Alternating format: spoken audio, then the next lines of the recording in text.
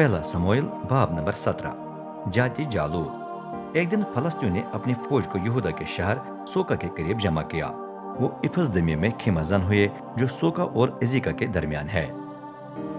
जवाब में साउल ने अपनी फौज को बुलाकर वादी एला में जमा किया। वहां इसराइल के मर्द जंग के लिए तरतीब से खड़े हुए। यूं फलस्ती एक पहाड़ी पर खड़े थे और इसराइली दूसरी पहाड़ी पर। उनके बीच में वादी थी। फिर फलस्ती सफों से जात शहर का पहलवान निकलकर इसराइलियों के सामने खड़ा हुआ। उसका नाम जालूद था और वो 6 हाथ से ज्यादा लंबा था। उसने हिफाजत के लिए पीतल की कई चीजें पहन रखी थी। सर पर खुद, धड़ पर जरे बख्तर जो 57 सेर वजनी था और पेंडलियों पर बख्तर, कंधों पर पीतल की शमशेर लटकी हुई थी। जो नेजा वो पकड़कर चल रहा था, उसका दस्ता खड़ी के शहतीर जैसा मोटा और लंबा था और उसके लोहे की नोक का वजन 7 सेर से ज्यादा था। जालूद के आगे आगे एक आदमी उसकी ढाल उठाए चल रहा था। जालूद इसराइली सफों के सामने रुककर घर जा। तुम सब क्यों लड़ने के लिए सफ आरा हो गए हो? क्या मैं फलस्ती नहीं हूँ जबकि तुम सिर्फ साउल के नौकर चाकर हो? चलो एक आदमी को चुनकर उसे यहाँ नीचे मेरे पास भेज दो। अगर वो मुझे लड़ सके और मुझे मार दे तो हम तुम्हारे गुलाम बन जाएंगे, लेकिन अगर मैं उस पर गालिब आकर उसे मार डालूं तो तुम हमारे गुलाम बन जाओगे। आज मैं इसराइली सफों की बदनामी करके उन्हें ललकारता हूँ कि मुझे एक आदमी दो जो मेरे साथ लड़े। जालूद की ये बातें सुनकर साउल और तमाम इसराइली घबरा गए और उन पर दहशत तारी हो गई। दाऊद भाइयों से मिलने के लिए फौज के पास जाता है। उस वक्त दाऊद का बाप यिसी काफी बूढ़ा हो चुका था। उसके कुल 8 बेटे थे और वो इफ्राता के इलाके के बैतुल्लाह में रहता था। लेकिन उसके 3 सबसे बड़े बेटे फलस्तियों से लड़ने के लिए साउल की फौज में भर्ती हो गए थे। सबसे बड़े का नाम इलियाब, दूसरे का अबीनदाब और तीसरे का सिमा था। दाऊद तो सबसे छोटा भाई था। वो दूसरों की तरह पूरा वक्त साउल के पास न गुजार सका क्योंकि उसे बाप की भेड़ बकरियों को संभालने की जिम्मेदारी दी गई थी। इसलिए वो आता जाता रहा। चनाचे वो मौजूद नहीं था जब जालूद 40 दिन सुबह व शाम इसराइलियों के सफों के सामने खड़े होकर उन्हें ललकारता रहा। एक दिन यिसी ने दाऊद से कहा, बेटा अपने भाइयों के पास खेमा में जाकर उनका पता करो। बुने हुए अनाज के ये 16 सेर और ये 10 रोटियां अपने साथ लेकर जल्द जल्दी उधर पहुंच जाओ। पनीर की ये 10 टिकियां उनके सरदार को दे देना। भाइयों का हाल मालूम करके उनकी कोई चीज वापस ले आओ ताकि मुझे तसल्ली हो जाए कि वो ठीक है। वो वादी एला में साउल और इसराइली फौज के साथ फलस्तियों से लड़ रहे हैं। अगले दिन सुबह सवेरे दाऊद ने रेवड़ को किसी और के सुपर्द करके सामान उठाया और यिसी की हिदायत के मुताबिक चला गया। अब वो खेमा के पास पहुंच गया तो इसराइली फौजी नारे लगाकर मैदानी जंग के लिए निकल रहे थे और इसराइलियों और फलस्तियों ने अपने अपने लश्कर को आमने सामने करके सफ आराई की। और दाऊद अपना सामान असबाब के निगहबान के हाथ में छोड़कर आप लश्कर में दौड़ गया और जाकर अपने भाइयों से खैर आफियत पूछी।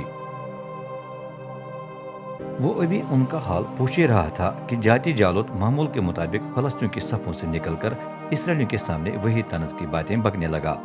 दाऊद ने भी उनकी बातें सुनी। जालूद को देखते ही इसराइलियों को रोंगटे खड़े हो गए और वो भागकर आपस में कहने लगे, क्या आपने इस आदमी को हमारी तरफ बढ़ते हुए देखा? सुनिए कि वो किस तरह हमारी बदनामी करके हमें ललकारता है।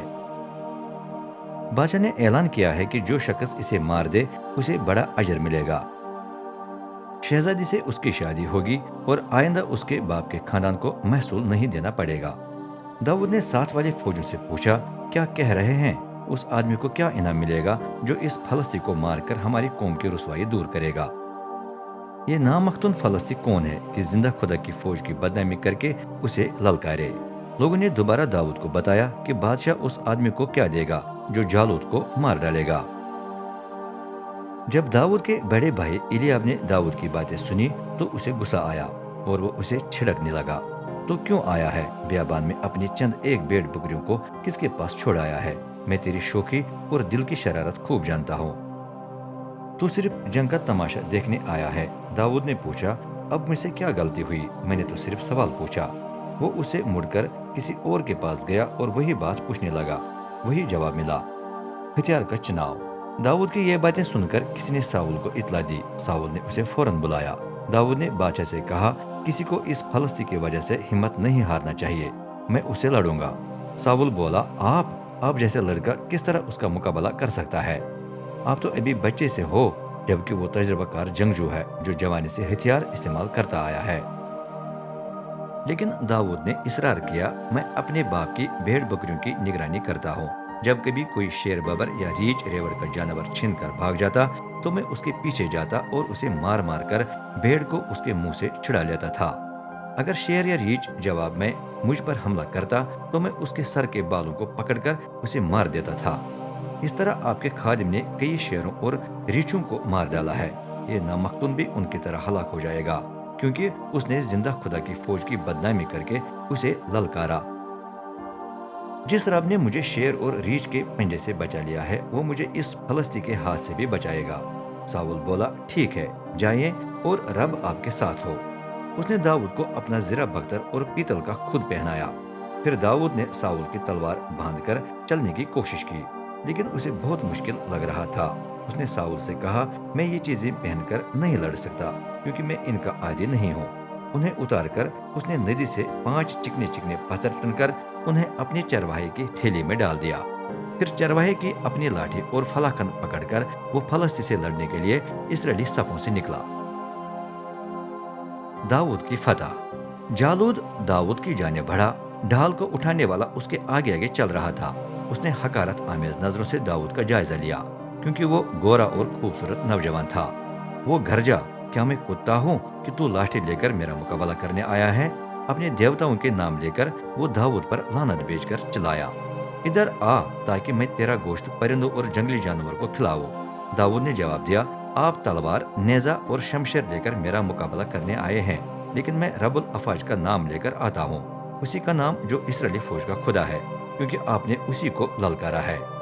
آج یہ رب آپ کو میرے ہاتھ میں کر دے گا اور میں آپ کا سر قلم کر دوں گا۔ اسی دن میں فلسطی فوجوں کی لاشیں پرندوں اور جنگلی جانوروں کو کھلا دوں گا۔ تب تمام دنیا جان لے گی کہ اسرائیل کا خدا ہے۔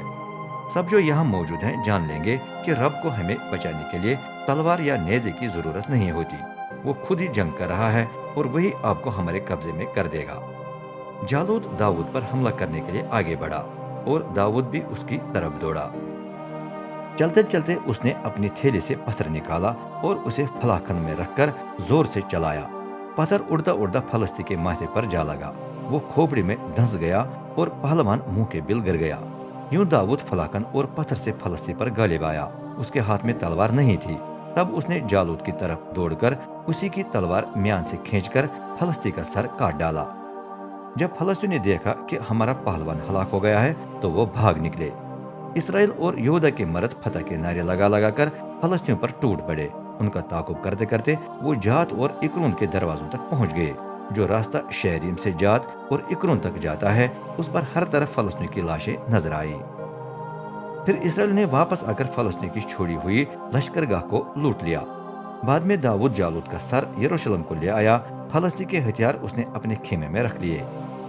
ساول داؤد کے خاندان کا پتہ کرتا ہے۔ جب داؤد جالود سے لڑنے گیا تو ساول نے فوج کے سردار ابنیر سے پوچھا، اس جوان آدمی کا باپ کون ہے؟ ابنیر نے جواب دیا، آپ کی حیات کی قسم مجھے معلوم نہیں۔ بادشاہ بولا، پھر پتہ کریں۔ جب داؤد فلسطین کا سر قلم کر کے واپس آیا تو ابنیر اسے بادشاہ کے پاس لایا۔ داؤد ابھی جالود کا سر اٹھائے پھر رہا تھا۔ ساول نے پوچھا، آپ کا باپ کون ہے؟